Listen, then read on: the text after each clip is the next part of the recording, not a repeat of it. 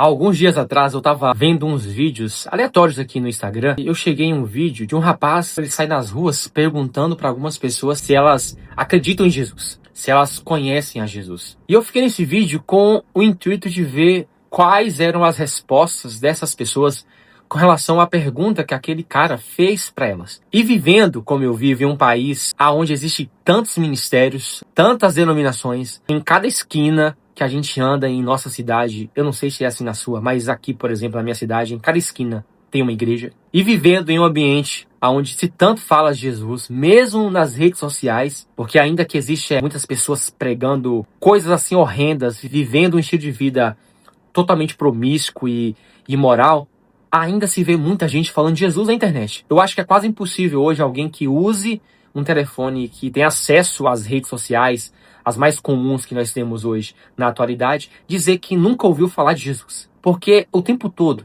a gente vê vídeos de pessoas pregando na internet. Como eu faço aqui, como a Dani faz, enfim. Então, quando esse cara perguntou para algumas pessoas se elas conheciam Jesus ou elas acreditavam em Jesus, eu me espantei com o número de respostas de pessoas que não acreditavam em Jesus. Para aquelas que diziam que não conheciam a Jesus, as respostas sempre eram genéricas, né? De que não confiavam nas pessoas que pregavam a palavra, como diziam elas, né? Que pregavam a Bíblia, porque elas não acreditavam na Bíblia. Então, a partir do momento que elas ouviam alguém dizer que seguia a Bíblia, elas já se bloqueavam a ouvir as coisas, as palavras seguintes. Então, se elas não ouviam a palavra, não havia conhecimento. Porque a verdade vem pelo ouvir a palavra de Deus. Nós somos libertos através da palavra que nos é ministrada, certo? E as pessoas que diziam que não acreditavam em Jesus, grande parte usava como critério ou resposta os maus exemplos daqueles que se diziam discípulos de Jesus. Da ideologia que muitos pregavam. E parte dessa ideologia gerada pela religiosidade. Então Jesus não está sendo conhecido pela maneira errada que ele é pregado, ou outrora não é aceito pela forma que aqueles que se dizem discípulos vivem. Então, no geral, é uma vergonha para nós. Isso é uma vergonha. Porque como haverá pessoas crendo se nós não darmos um bom testemunho? Porque como elas vão ouvir se a gente que pregue não der um bom testemunho? Se o barulho que nós temos feito não é um barulho de verdades, não é um barulho de justiça, de pessoas responsáveis. Hoje o que mais temos visto são escândalos, podridão sendo revelada, tudo no nosso meio cristão. E é por isso que muitas pessoas têm criado resistência. É por esse motivo que muitas pessoas têm rejeitado ouvir justamente a palavra de Deus. Mas aí eu também abro um outro ponto. Não é porque há uma resistência que essa resistência não precisa ser quebrada. Não é porque exista pessoas que não desejam ouvir que a gente não precisa insistir para que elas conheçam a Cristo. Eu sei que nós vivemos em um país laico, mas nós que amamos a palavra e a verdade, para nós que amamos a Jesus, nós precisamos, através do Espírito Santo, ter as estratégias corretas para que as pessoas conheçam a Jesus. O primeiro ponto é um bom testemunho. A maneira que você vive vai ser a coisa mais impactante para essas pessoas. O bom exemplo que você der vai ser a arma mais poderosa que Jesus vai usar para atrair essas pessoas. A maneira justa que você viver é a segunda coisa que vai atrair os olhares dessas pessoas a conhecerem a Cristo. Uma vida decente, honesta e justa é uma atitude poderosa para romper com a resistência de corações que estão fechados para a voz de Jesus. Esses dias mesmo, eu e a Dani estava passando em frente a uma igreja. Não foi em frente a um mercado, a um bar, a uma farmácia. Foi em frente a uma igreja. E na calçada dessa igreja, na porta, do lado da porta, tinha um morador de rua. E ninguém dessa igreja saiu para ver o que aquele morador estava precisando. Aquele homem estava coberto apenas com uma coberta. Um cobertor. E não tinha mais nada. Ele havia sido roubado. Ele tinha uma pequena bolsa com algumas roupas, alguns pertences, porque já fazia um tempo que ele estava na rua. E aí ele tinha algumas coisas através de doações que ele tinha acumulado nesse tempo de rua. E aí, gente, Olha só como o ser humano é podre. Até mesmo aqueles que têm pouco correm o risco de perderem o pouco que têm. Foi o caso desse rapaz. Ele havia sido roubado e tinham levado tudo. Exatamente tudo. Quando eu falo tudo, é tudo mesmo. Até a roupa do corpo. Ele estava apenas com um cobertor, cobrindo as suas partes, encostado no chão, doente e não tinha mais nada. E quando a gente passou por ele, a primeira coisa que Jesus fez foi atrair os olhos para aquele morador de rua. E aí fomos até ele, fui eu e foi a Dani, e eu perguntei para ele: o que você está precisando agora? Ele disse: primeiro eu preciso de comida, eu estou com fome, e eu preciso de alguma roupa para vestir, porque eu estou sem roupa, estou pelado. Porque eu fui roubado, levaram tudo, todo pouco que eu tinha. E aí eu disse para aquele rapaz: ó, você espera aqui, eu vou ali comprar comida para você, trago aqui, e depois eu vou atrás de roupas para você. Fomos a uma lanchonete, compramos alguns lanches, bebida, refrigerante, suco para ele. Inclusive, na hora que eu estava comprando os lanches, né, os salgados e o refrigerante, eu não sei qual era a necessidade e as orações e súplicas desse rapaz, mas certamente ele tinha pedido para Jesus, porque eu conheço a voz de Jesus. Jesus disse assim: leve um chocolate para ele. Olha, eu já comprei comida, mantimento para muitas pessoas na rua, mas para pouquíssimas. Eu acho que foi uma ou duas vezes que Jesus ministrou algo específico para aquela pessoa. E essa foi uma dessas vezes. Jesus disse assim: leve um chocolate para ele. E aí eu peguei uma barra de chocolate, coloquei junto com os produtos, paguei e voltamos para essa igreja. Cheguei lá, entreguei na mão dele e falei para ele assim: ó, continua aqui, que eu estou indo para casa agora, vou separar algumas roupas, alguns produtos para você e vamos voltar e entregar para você. Voltamos, chegamos em casa, recolhi algumas roupas minhas, peguei tênis, peguei calça, shorts, camiseta, blusa de frio, moletom, peguei perfume, desodorante, creme, sabonete, pasta, escova de dente, levamos um kit completo. E aí chegamos para ele. Mas uma das coisas que Jesus, tanto na nossa ida até a volta, ministrava para nós e falou muito fortemente para mim através da Dani foi: estamos dando o pão físico, não vamos esquecer do pão espiritual. Cheguei lá, entreguei todas aquelas roupas e aqueles produtos para higiene e cuidado pessoal.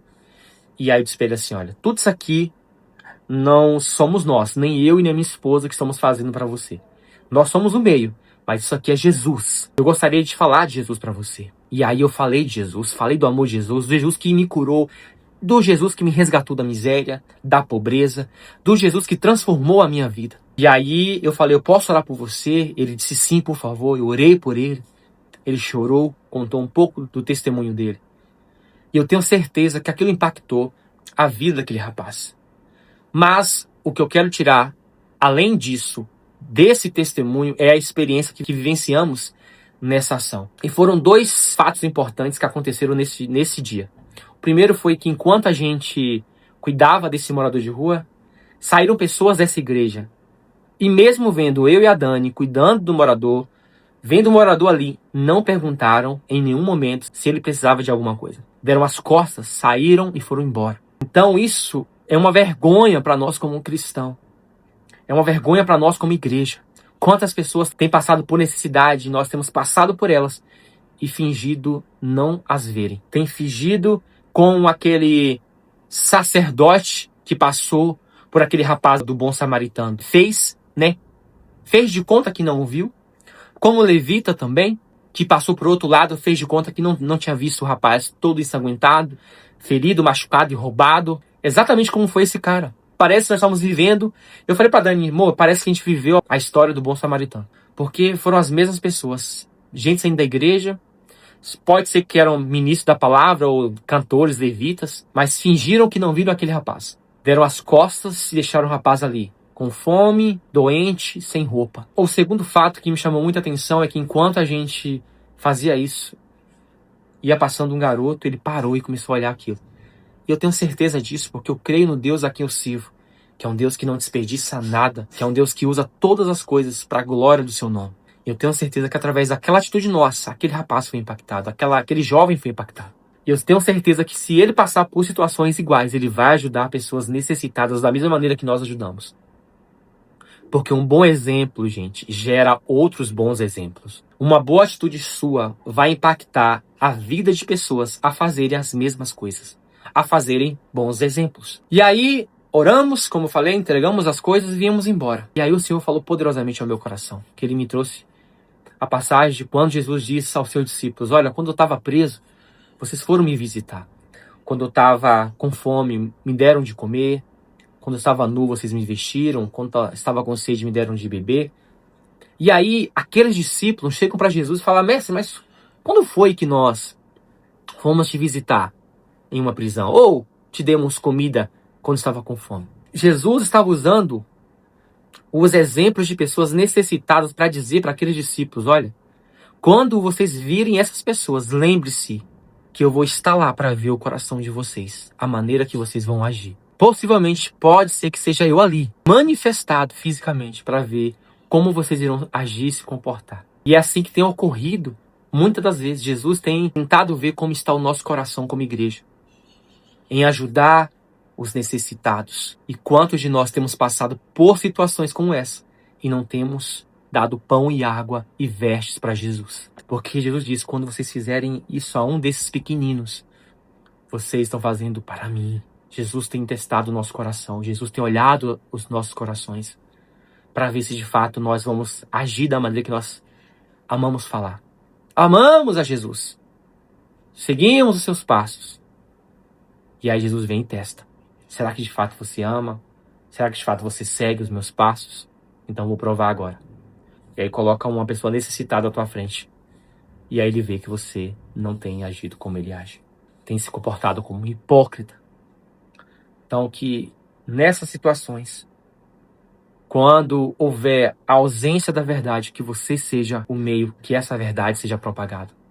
Quando houver ausência de caridade, que você seja o meio aonde a caridade vai ser passada.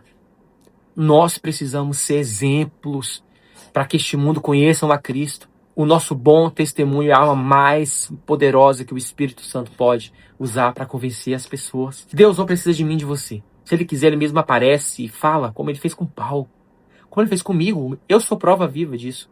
Jesus, pessoalmente, tocou em mim sem ser preciso de outra pessoa. Infelizmente, isso aconteceu porque não tinha quem fizesse isso. Mas Ele fez. Então, Ele só quer mostrar para você que não depende de você, mas Ele precisa que você se posicione. Porque Ele quer te usar. O foco de Jesus é nos usar poderosamente para atrair mais pessoas. Mas nós precisamos ser a voz que clama, ser os atalaias que estão vigiando para quando chegar a hora certa, sermos a ponte, o meio, para que as pessoas e as almas sejam impactadas e resgatadas para Jesus. A sua vida, a maneira que você reflete Cristo, é o melhor modo de você fazê-lo conhecido e tornar a vida das pessoas diferente da maneira que elas até então têm vivido. Porque é para isso que nós fomos chamados, para conhecer a Cristo e fazê-lo conhecido.